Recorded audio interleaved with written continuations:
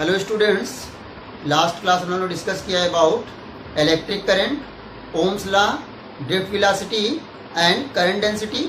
Today we will discuss about a new topic that is limitations of Ohm's law.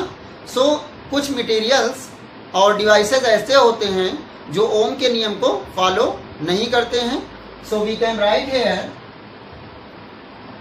Some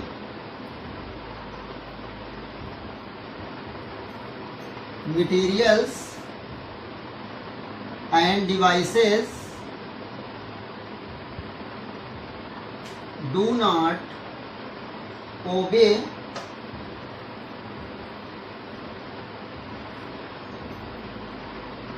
Ohm's law. For example, semiconductors and diode etcetera. So semi conductors और diode जो होते हैं ये ओम के नियम को follow नहीं करते हैं. और कुछ मेटल वायर्स भी ऐसे होते हैं जो लो करंट पर तो ओम के नियम को फॉलो करते हैं, लेकिन जैसे जैसे हम लोग करंट बढ़ाते जाएंगे तो एक वैल्यू ऐसी आएगी करंट की जिसके बाद ये ओम के नियम को फॉलो नहीं करते हैं. सो हम लोग इसको ग्राफ के द्वारा समझते हैं. ये मान लेते हैं कोई मेटल वायर है और उसके लिए अगर हम लोग वोल्टेज V और करंट I के बीच में अगर हम लोग ग्राफ प्लॉट करें तो क्या होता है कि ये एक सर्टेन वैल्यू तक ये जो लाइन आएगी हम लोग की ये स्ट्रेट लाइन आएगी. सो इस वैल्यू तक करंट की इस वैल्यू तक ये ओम के नियम को फॉलो करता है. लेकिन इसके बाद हम लोग क्या देखते हैं कि जो ग्राफ हमारा होगा वो कर्व के फॉर्म में हो जाता है. यहां पर इसके बाद ये ग्राफ इस टाइप से हो जाता है. सो अब क्या होगा, करंट की इस वैल्यू के बाद ये ओम के नियम को फॉलो नहीं करता है. सो यहां पर हम लिख सकते हैं V ceases to be proportional to I. यहां पर V और I प्रोपोर्शनल नहीं होते हैं. ये ऐसा किस में होता है, ये हम लोग का मेटल वायर के केस में होता है. Now we plot second graph. Second graph में क्या होता है कि मान लीजिए हम लोग की वोल्टेज की पॉजिटिव डायरेक्शन है और ये वोल्टेज की निगेटिव डायरेक्शन है, और ये हम लोग की करंट की पॉजिटिव डायरेक्शन है और ये करंट की निगेटिव डायरेक्शन है. सो स्टूडेंट्स यहां पर क्या होगा कि अगर हम लोग मान लिया कोई ग्राफ प्लॉट करें तो पॉजिटिव डायरेक्शन में मान लिया हम लोग ग्राफ इस टाइप से आया कि करंट की वैल्यू मान लिया जिस समय है 1.5 मिली एम्पियर. तो इस करंट पर हम लोगों को जो वोल्टेज की वैल्यू है वो है हम लोग की प्लस 0.2 वोल्ट. और अगर हम लोग इसको निगेटिव डायरेक्शन में बनाएं तो निगेटिव डायरेक्शन में क्या होगा, हम लोग का पॉजिटिव डायरेक्शन में हम लोग का इस टाइप से है और निगेटिव डायरेक्शन में क्या होता है, इस टाइप से बनता है हमारा कर्व. मतलब अब हमको जो मान लेते हैं यहां पर -0.2 वोल्टेज की वैल्यू किस करंट पर मिलती है, मान लेते हैं ये हम लोग मिल रही है 1 माइक्रो एम्पियर. सो यहां पर पॉजिटिव डायरेक्शन में 0.2 वोल्टेज पर करंट की वैल्यू कितनी थी, 1.5 मिली एम्पियर. और यहां पर जब हमने निगेटिव वोल्टेज कर दिया -0.2 वोल्ट तो करंट कितनी है, -1 माइक्रो एम्पियर. 1 माइक्रो एम्पियर की करंट यहां पर ऑब्टेन होती है. So value of V and I depends on sign of V, so that on reversing the voltage और ये हम लिख सकते हैं changing the sign of V, same current is not obtained for a given voltage. किसी given voltage के लिए जो करंट की वैल्यू रहेगी वो सेम नहीं रहेगी जब हम लोग वोल्टेज का साइन क्या कर दें, चेंज कर दें या वोल्टेज को रिवर्स कर दें। सो ऐसा केस किसमें होता है, डायोड के केस में होता है। एंड थर्ड केस इज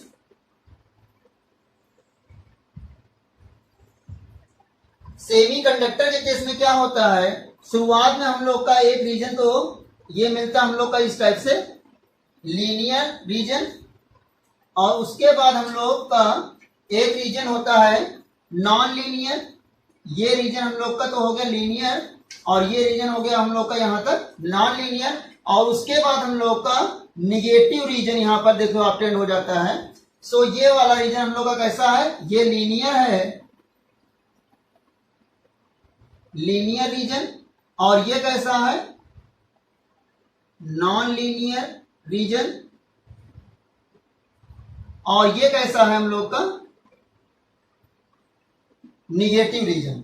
यहां पर देखो शुरुआत में तो हम लोग का जो V और I के बीच जो हम लोग ग्राफ प्लॉट करेंगे तो हम लोग को एक स्ट्रेट लाइन ऑब्टेन होगी, लेकिन उसके कुछ पार्ट में क्या होगा, यहां पर इस पार्ट में जो हम लोग का कर्व होगा, देख रहे हैं ये कैसा रीजन है नॉन लीनियर, यहां पर जो कर्व बना है वो लीनियर नहीं है।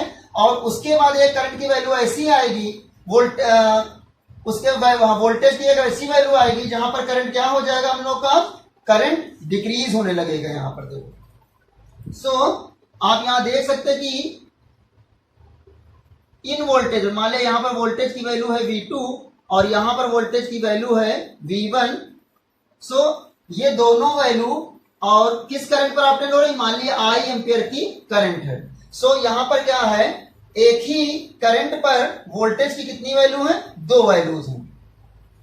सो यहां पर हम लिख सकते हैं there are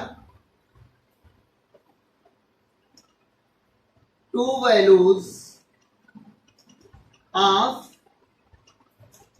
voltage for the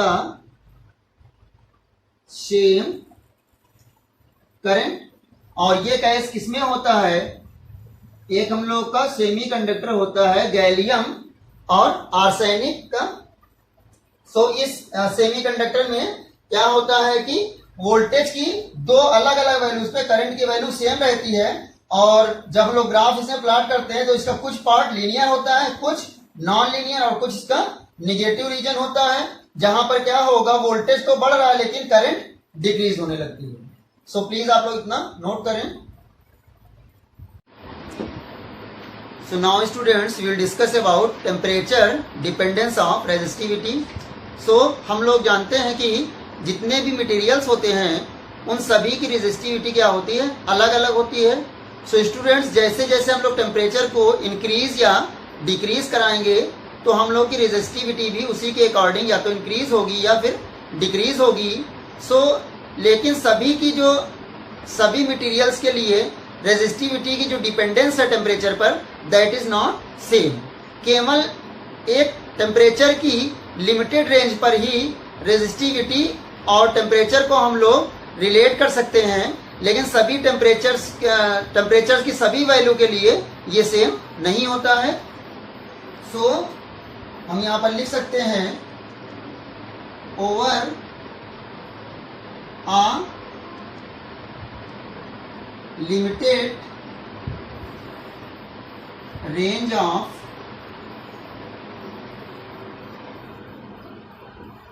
temperature rho T is equal to rho not 1 plus alpha और T minus T not. It is relation between resistivity and temperature. So इसको हम लोग सॉल्व कर सकते हैं इस तरीके से, रो टी अगर हम लोग इसका मल्टीप्लाई करा दे तो क्या आ जाएगा, rho naught plus alpha rho naught T minus T naught.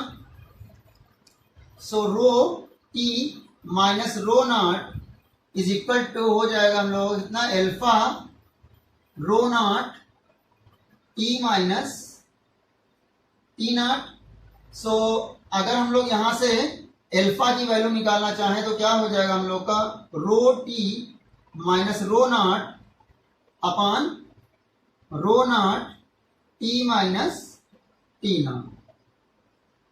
So हम लोग का यहां पर एल्फा क्या है, एल्फा इज टेम्परेचर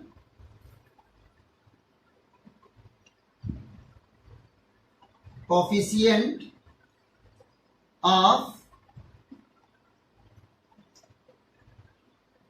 रेजिस्टिविटी, प्रतिरोध का ताप गुणांक। सो हम लोग जो डिपेंडेंसी है इसकी टेम्परेचर पर समझ सकते हैं, एक फार्मूले से हम लोगों ने फार्मूला ड्राइव किया था, sigma is equal to n e square upon m tau. So अगर हम इससे रो का फॉर्मूला निकालें, सो रो क्या होता है, सिग्मा का रेसिप्रोकल होता है। सो ये क्या हो जाएगा, m upon n e square tau. So आप मेटल्स के लिए हम लोग समझ सकते हैं, फॉर मेटल्स के लिए क्या होगा, जब हम number of free electrons is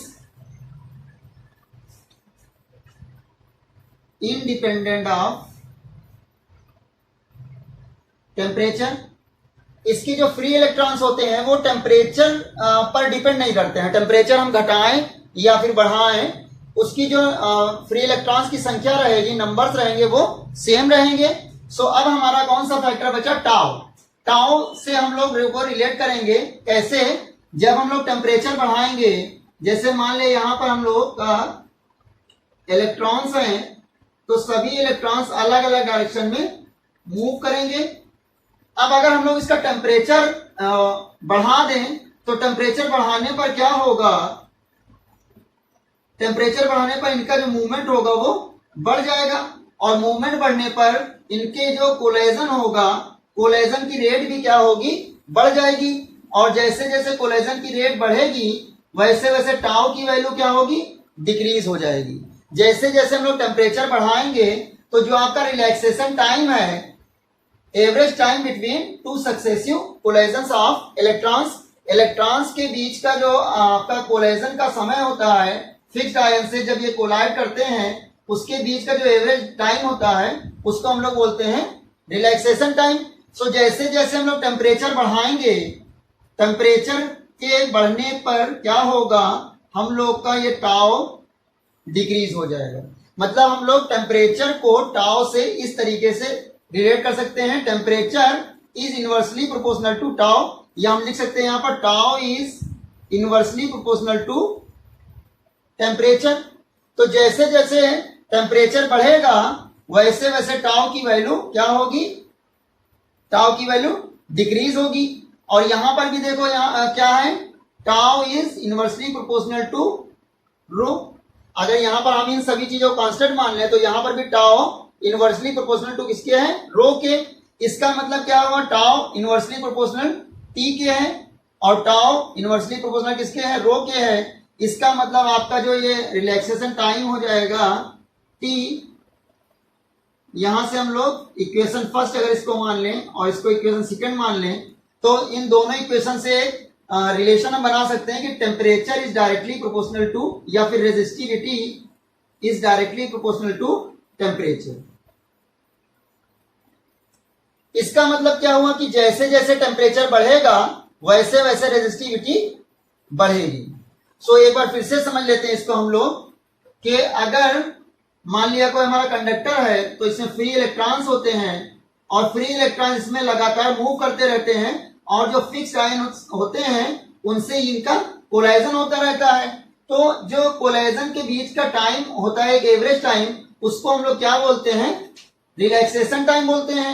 जैसे हम टेम्परेचर जब बढ़ाएंगे तो इनके जो वेलोसिटी है वो बढ़ जाएगी, तो जो कोलेजन का आपका इनका कोलेजन का टाइम इंटरवल है वो क्या हो जाएगा? डिक्रीज हो जाएगा। वो जल्दी जल्दी कोलेजन होगा, तो जल्दी जल्दी कोलेजन होने का मतलब जो इनका टाइम इंटरवल है वो डिक्रीज हो जाएगा।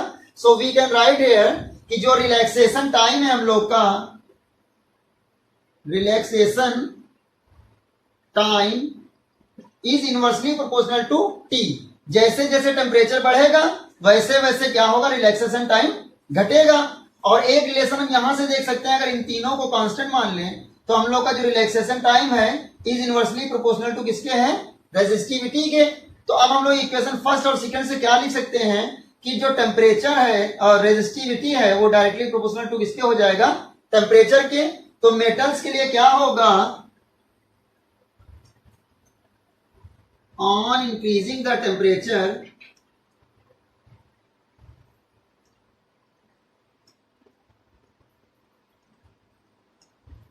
resistivity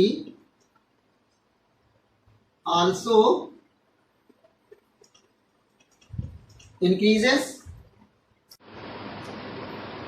तो स्टूडेंट्स, सेमीकंडक्टर्स के केस में क्या होता है? सेमीकंडक्टर्स में जो फ्री इलेक्ट्रॉन्स होते हैं वो मेटल्स की कंपेरिजन में बहुत कम होते हैं। लेकिन अगर हम लोग सेमीकंडक्टर का टेम्परेचर बढ़ा दें तो टेम्परेचर बढ़ने के साथ साथ इसमें नंबर ऑफ फ्री इलेक्ट्रॉन्स भी बढ़ जाते हैं। So we can write on increasing the temperature of semiconductor, number of free electrons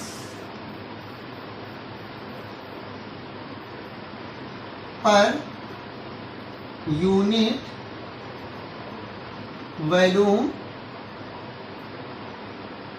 increases as well as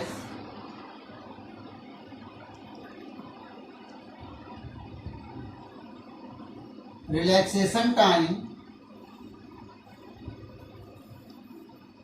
decreases।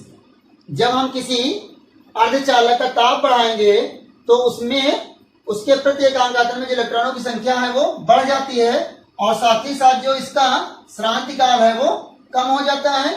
सो हम लोग का जो रो का यहाँ पर फॉर्मूला है, rho is equal to m upon n e square tau. तो यहां पर रो की वैल्यू दो चीजों पर निर्भर करेगी, 1 upon n and rho is inversely proportional to tau. Rho जो है वो एन के भी इनवर्सली प्रोपोर्शनल है और टाउ के भी इनवर्सली प्रोपोर्शनल है। लेकिन यहां पर एन की वैल्यू बढ़ रही है तो रो की वैल्यू कम होगी, और टाउ की वैल्यू डिक्रीज हो रही है तो रो की वैल्यू इंक्रीज होगी। लेकिन इन दोनों में इफेक्टिव कौन ज्यादा होता है? नंबर ऑफ फ्री इलेक्ट्रॉन्स या फिर टाउ।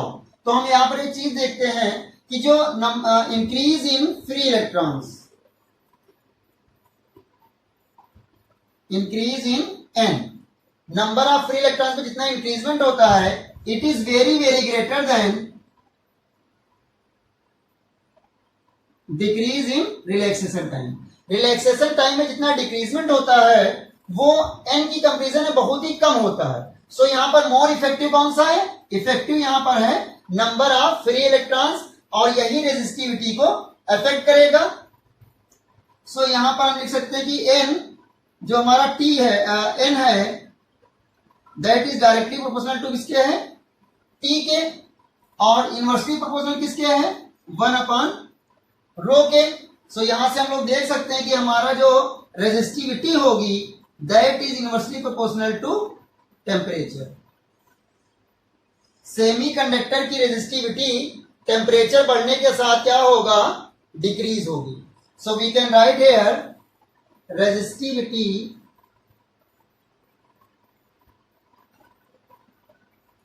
Of semiconductor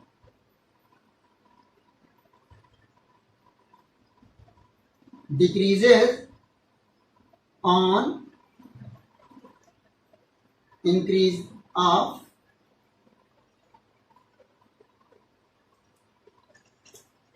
temperature. जो अर्धचालक की प्रतिरोधकता ताप बढ़ने के साथ घटती है। अब हम लोग देखेंगे फॉर इलेक्ट्रोलाइट। सो इलेक्ट्रोलाइट के केस में क्या होता है, मान लेते हैं हमारे पास कोई इलेक्ट्रोलाइट है AB। सो इसमें आयंस है, मान लिया हम लोग A+ और B-। सो अगर इस जो इलेक्ट्रोलाइट है अगर इसकी विस्कोसिटी डिक्रीज हो जाए तो ये आयंस जो है ये आसानी से इसमें मूव कर सकते हैं। किसी भी लिक्विड की अगर विस्कोसिटी कम हो जाए तो उसके जो पार्टिकल्स होते हैं या आयंस होते हैं वे आसानी से क्या हो जाएंगे, लिक्विड में मूव करा सकते हैं। सो जब टेम्परेचर हम लोग इंक्रीज कराते हैं, यहां पर एक चीज हम लिख सकते हैं कि टेम्परेचर या फिर विस्कोसिटी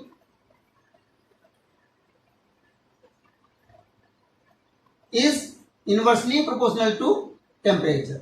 जब टेम्परेचर हम किसी लिक्विड का बढ़ाएंगे तो उसकी विस्कोसिटी डिक्रीज हो जाएगी। सो इलेक्ट्रोलाइट के केस में भी यही होगा। On increasing the temperature,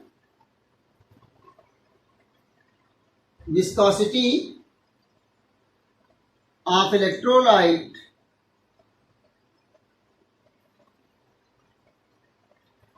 decreases, so ions can easily move, so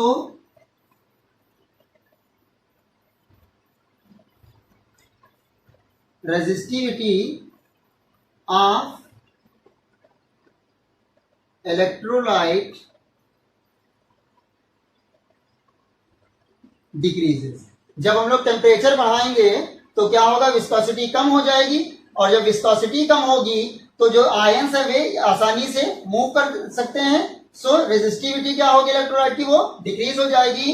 तो हम लोग सिंपली यहां पर लिख सकते हैं कि रेजिस्टिविटी क्या होती है, टेम्परेचर के इनवर्सली प्रोपोर्शनल होगा। यहां टेम्परेचर बढ़ेगा तो रेजिस्टिविटी क्या होगी, घटेगी। सो प्लीज आप लोग इतना नोट करें। सो स्टूडेंट्स, एलॉयज के केस में क्या होता है, मिश्र धातुएं जो होती हैं इनकी रेजिस्टिविटी टेम्परेचर के साथ बहुत ज़्यादा वेरी नहीं करती है।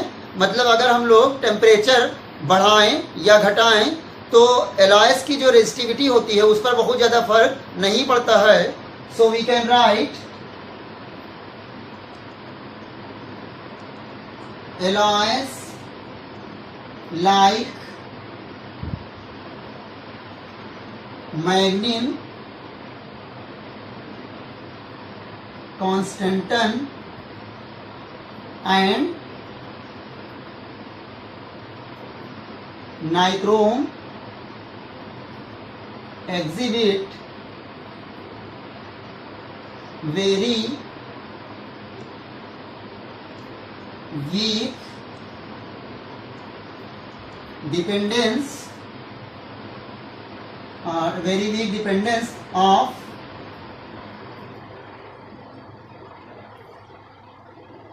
resistivity with temperature. जो मिश्र धातुएं होती हैं उनकी रेजिस्टिविटी टेम्परेचर के साथ बहुत कम वेरी करती है, लेकिन फिर भी rho is directly proportional to T. मतलब इसकी रेजिस्टिविटी टेम्परेचर के साथ साथ क्या होती है, जैसे जैसे टेम्परेचर बढ़ेगा वैसे वैसे इसकी रेजिस्टिविटी भी क्या होगी, बढ़ेगी। So now we will discuss about carbon resistor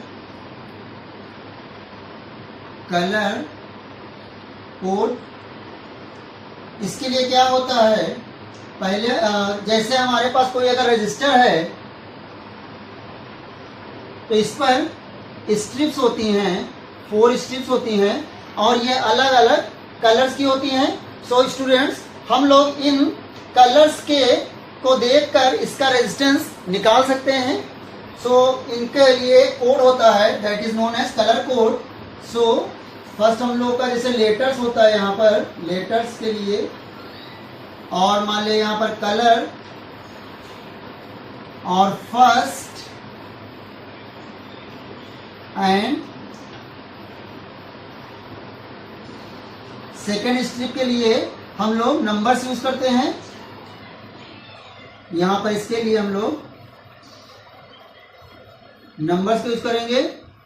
और जो थर्ड स्ट्रिप होती है उसके लिए हम लोग यूज करते हैं मल्टीप्लायर का।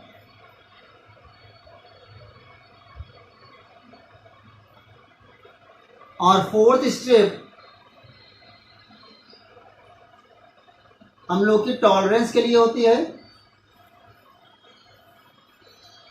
सो इसको याद रखने का एक तरीका होता है, लेटर्स से हम लोग याद रख सकते हैं। वे B Roy, great, boy, very good, wife and gold, silver and other. So colours B से क्या होता है, यहां पर black, brown, red, orange, yellow, green, blue, violet, green, sorry यहां पर ग्रे, वाइट और गोल्ड, सिल्वर और अदर कलर वो ऐसे ही रहेंगे। सो यहां पर क्या होता है, ब्लैक के लिए हम लोग कौन सा नंबर यूज करते हैं, 0, और ब्राउन के लिए 1, और रेड के लिए 2, और ऑरेंज के लिए 3, येलो के लिए 4, ग्रीन के लिए 5, ब्लू के लिए 6, वायलेट के लिए 7, ग्रे के लिए 8 और व्हाइट के लिए 9। सो जो फर्स्ट 2 स्ट्रिप होती हैं उनके लिए हम लोग इन नंबर्स का यूज करते हैं, और जो थर्ड स्ट्रिप होती है उसके लिए मल्टीप्लायर का यूज करेंगे। सो जो ब्लैक के लिए रहेगा क्या रहेगा, 10 to the power 0, ऐसे ही बढ़ता जाएगा 10 to the power 1, 10 to the power 2, 3, 4, 5, 6, 7, 8 and 9। सो इस टाइप से ये इससे हम लोग मल्टीप्लाई करा देंगे। थर्ड स्ट्रिप के लिए मल्टीप्लाई का यूज करेंगे। और जो फोर्थ स्ट्रिप होती है that is for tolerance. So tolerance जो होता है हम लोगों का गोल्ड के लिए, टॉलरेंस होता है हम लोग का ±5%, और सिल्वर के लिए जो टॉलरेंस होता है दैट इज ±10%, और बाकी अदर्स के लिए ±20%। सो अगर मान लिया हम लोगों का कोई रजिस्टर दिया गया है,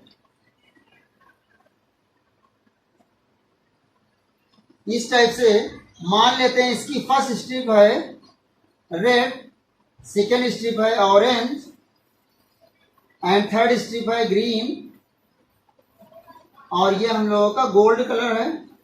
सो इससे हम लोग कैसे इसका रेजिस्टेंस निकालेंगे, देखिए रेड के लिए क्या यूज करेंगे 2, और ऑरेंज के लिए क्या यूज करेंगे हम लोग 3, 23 हो जाएगा। और मल्टीप्लाई के कौन सा कलर है, ग्रीन। सो ग्रीन के लिए क्या हो जाएगा हम लोगों का 10 to the power 5, and plus minus gold के लिए टॉलरेंस कितना हो जाएगा 5%। So this will be our resistance for this resistor. इस रजिस्टर का जो रेजिस्टेंस होगा कितना हो जाएगा 23 इंटू 10 to the power 5 ±5%।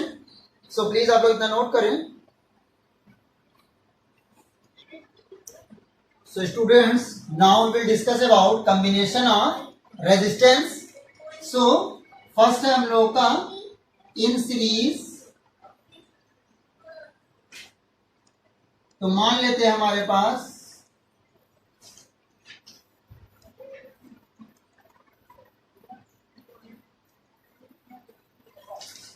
तीन रजिस्टर है जिनका रेजिस्टेंस है हम लोग का R1, R2 एंड R3 ओम. तीन रजिस्टर है जिनका रेजिस्टेंस है R1, R2 और R3 ओम. सो इनको हम लोग क्या करते हैं, सीरीज में ऐड करते हैं.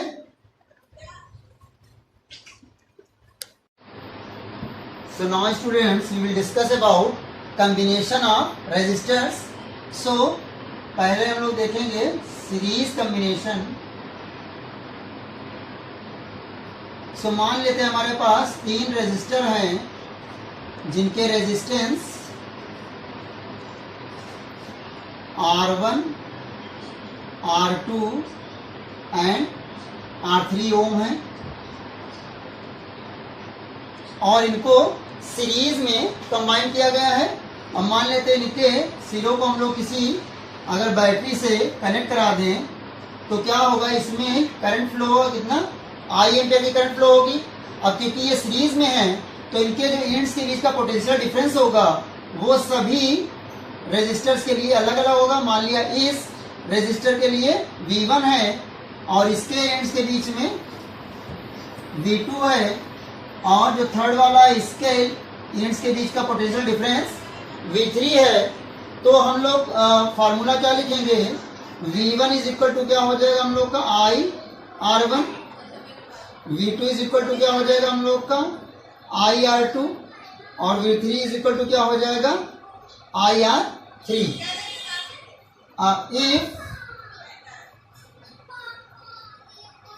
equivalent resistance of combination is R, then V is equal to क्या हो जाएगा उस केस में IR. अगर इन तीनों को कंबाइन कराने के बाद हम इसका इक्विवेलेंट रेजिस्टेंस मान लें कि R है तो उस केस में V इज इक्वल टू क्या हो जाएगा IR. इस पूरे के बीच जो हो जाएगा potential difference that will be क्या हो जाएगा V is equal to IR. तो V इज इक्वल टू किसके हो जाएगा हम लोग का V1 plus V2 plus V3. सो V की जगह पे हम लोग क्या लिख सकते हैं IR. V1 की जगह क्या हो जाएगा हम लोग का IR1, V2 की जगह पर क्या हो जाएगा IR2 और V3 की जगह पर क्या हो जाएगा IR3. सो I सबका कैंसिल हो जाएगा तो R इज इक्वल टू क्या हो जाएगा R1 plus R2 plus R3. This will be equivalent resistance of the combination. सो अब हम लोग देखते हैं कि पैरेलल में क्या होता है. मान लेते हैं तीन रेजिस्टर हैं जिनके रेजिस्टेंस हैं R1, R2 एंड R3 ओम और इनको हम लोगों ने पैरेलल में कनेक्ट करा दिया इस तरीके से और इस तरीके से बैटरी से कनेक्ट करा दिया. सो इसमें क्या होगा, I एम्पियर की करंट फ्लो होगी. सो ये करंट क्या होगा, तीनों रेजिस्टेंस में डिवाइड हो जाएगी. मान लिया इसमें I1 एम्पियर जा रही है, मान लिया इसमें I2 एम्पियर जा रहा है, इसमें I3 एम्पियर जा रही है और इसके एंड्स जो कॉम्बिनेशन के एंड्स हैं इसके बीच का जो पोटेंशियल डिफरेंस होगा वो हम लोगों का सेम रहेगा. सभी जो रेजिस्टर हैं उनके एंड्स के बीच का जो पोटेंशियल डिफरेंस रहेगा इस बार वो सेम रहेगा कितना V. सो हम लोग क्या लिख सकते हैं I1 इज इक्वल टू क्या हो जाएगा हम लोग का V अपान R1 और I2 इज इक्वल टू क्या हो जाएगा V upon R2 and I3 is equal to क्या हो जाएगा V अपान R3. सिमिलरली फिर से हम कह सकते हैं if equivalent resistance of combination is R. अगर इस कॉम्बिनेशन का इक्विवेलेंट रेजिस्टेंस आर हो तो उस केस में आई इज इक्वल टू क्या हो जाएगा हम लोग का वी अपॉन आर। सो अब हम लोग की जो टोटल करंट होगी आई इज इक्वल टू क्या हो जाएगा I one plus I two plus I three. So I की जगह पे क्या हो जाएगा V upon R, I one की जगह पर क्या हो जाएगा V upon R one, I two की जगह पर क्या हो जाएगा वी अपॉन आर टू, और आई थ्री की जगह पे क्या हो जाएगा V upon R three.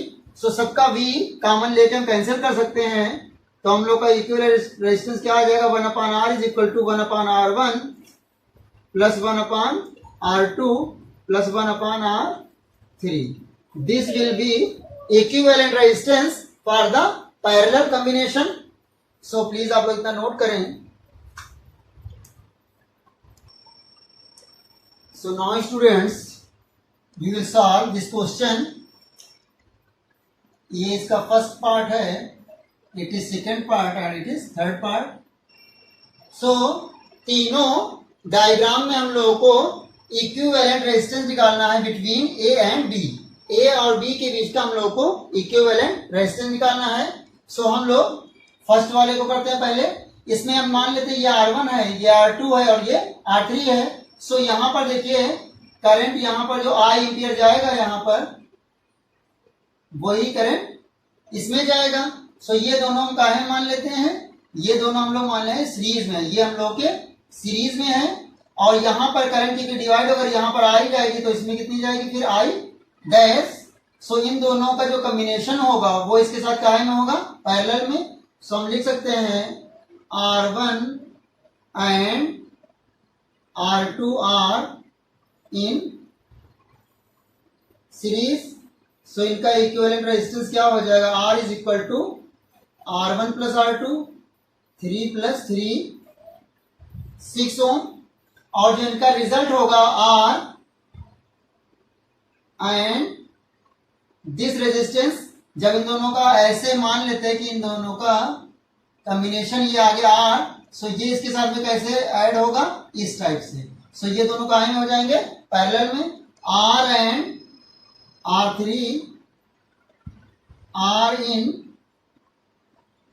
Parallel.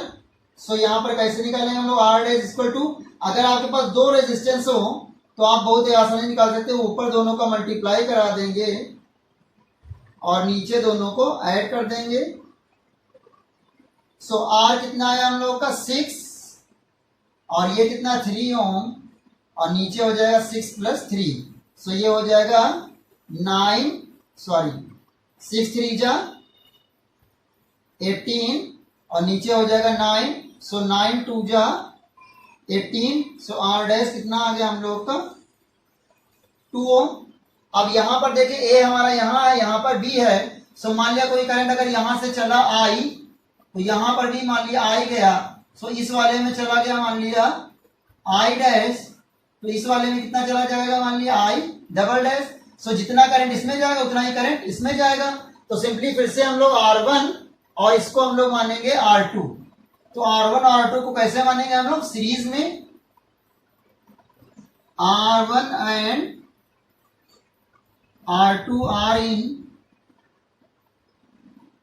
Series combination. So इनका इक्विवेलेंट क्या हो जाएगा R is equal to R1 plus R2 4 plus 4 that will be 8 ohm. अब हम लोग क्या करेंगे, जो हम लोग का R आया है वो हम लोग R3 के साथ में यहाँ पर इसको मान लेंगे R3। सो यहाँ फिर से लिख देंगे R and R3 are in parallel, ये पैरेलल कॉम्बिनेशन में है। सो इनका रिजल्टेंट कैसे निकालेंगे, R dash equal to R into R3 और नीचे हो जाएगा हम लोग का R प्लस R3। सो हम लोग का R कितना आया 8 इंटू 4 और नीचे हो जाएगा 8 प्लस 4। सो 8 इंटू 4 और नीचे 8 प्लस 4 कितना हो जाएगा 12, 4 3 जा 12। सो ये कितना आ जाएगा हम लोग का 8/3 ओम। अब हम लोग का जो इन तीनों का रिजल्टेंट आया, सोचो हम लोग का कुछ इस टाइप से हो जाएगा।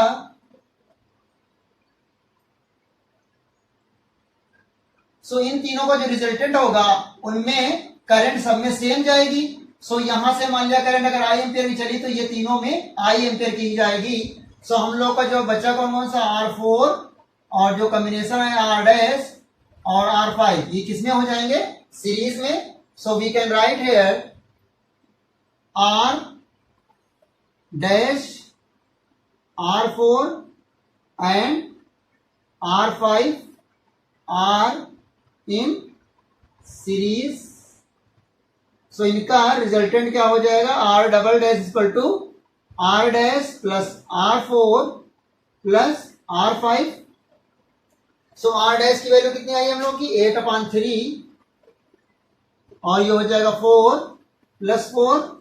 सो कितना हो जाएगा हम लोग का 8/3 प्लस 4 कितना हो जाएगा 8, 3 8 जा 24 और उसमें 8 जोड़ देंगे हम लोग तो कितना हो जाएगा 32/3 ओम। सो R डबल डैश हम लोग को कितना आ जाएगा 32/3 ओम।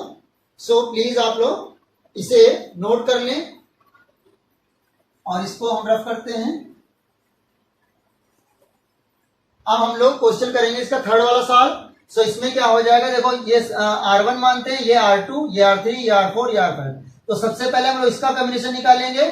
R1 और R2 किस कॉम्बिनेशन में है, पैरेलल में। सो यहां पर हम लोग लिख देंगे थर्ड वाले में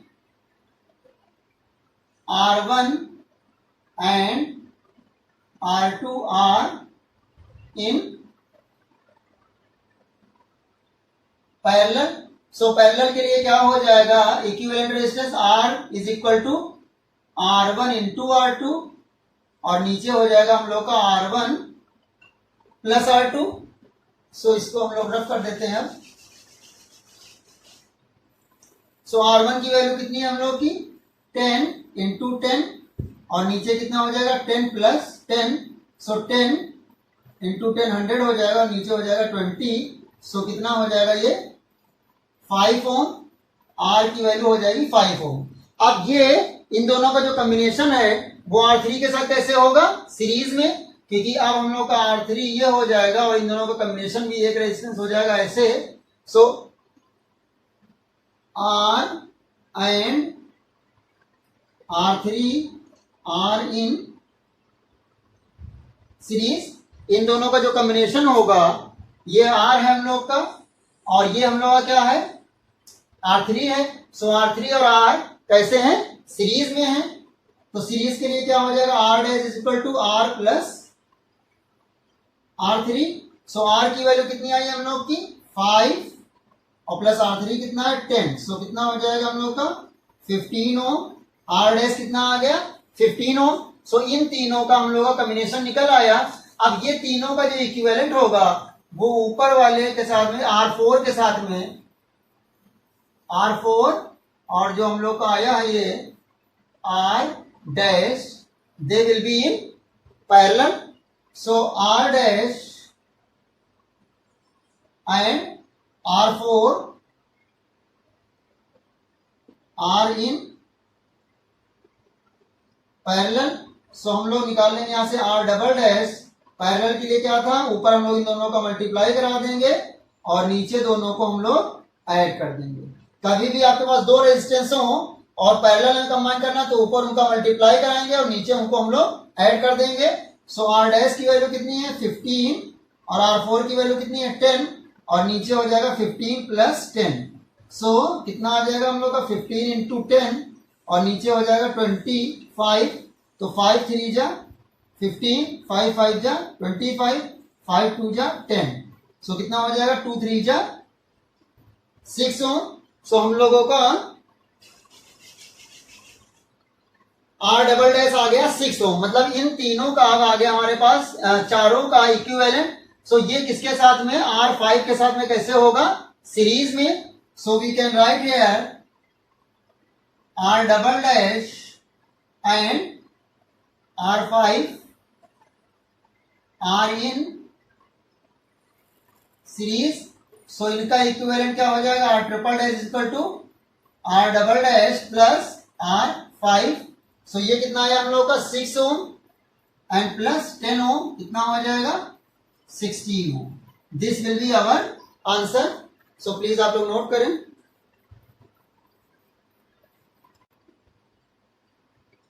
सो स्टूडेंट्स, आज का लेक्चर हम लोग यहीं पे समाप्त करते हैं। मिलते हैं नेक्स्ट वीडियो में, जिसमें हम लोग इस चैप्टर के कुछ और न्यूमेरिकल सॉल्व करेंगे।